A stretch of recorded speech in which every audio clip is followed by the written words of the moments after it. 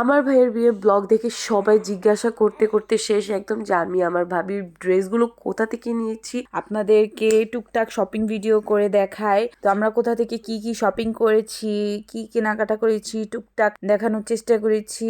এখন অনেক জায়গাতে ভিডিও করতে দেয় না, বলে যে পিক তোলা যাবে না, ছবি তোলা যাবে না, ভিডিও করা যাবে না। তো তাই যতটুক পেরেছি ততটুকুই ভিডিও করার চেষ্টা করেছি। তো আমরা গিয়েছিলাম বসুন্ধরাতে লেভেল 4-এ। তো সবটার নাম আমার ঠিক মনে নাই। তো যাই হোক, তো এই দোকানে আমরা গিয়েছিলাম। তো এখানে আমার আব্বু আম্মু, তারপর ভাবির আম্মু, তারপর ভাবির ভাইয়া ওনারা গিয়েছিল ভাবির জন্য ড্রেস সিলেক্ট করার জন্য।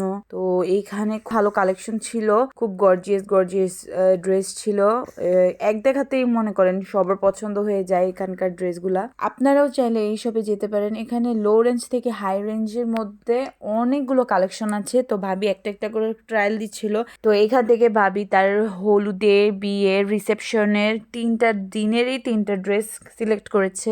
এখানে আমরা বেশিরভাগ টেল কাট দেখেছি আর গাউন দেখেছি, কারণ ভাবির নাকি গাউনই বেশি পছন্দ। তো তাই লেহেঙ্গা একটু কম দেখেছি, আর ভাবি যেটা পছন্দ হয়েছে সেইটাই আমরা নিয়েছি।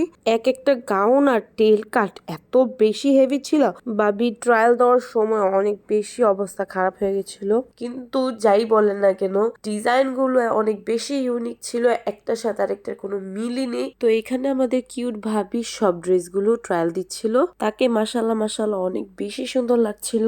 আর একটা টেল কাট তো ভাইয়া বলছিল যে 32 লাখ টাকার উপরে ছিল, যেটা দেখার জন্য আমার মন ব্যাকুল হয়ে গিয়েছিল। তো ভাইয়া আমাদেরকে ওই টেল কাটটা দেখাচ্ছিল, যেটা সামনেও টেল কাট পিছেও টেল কাট ছিল।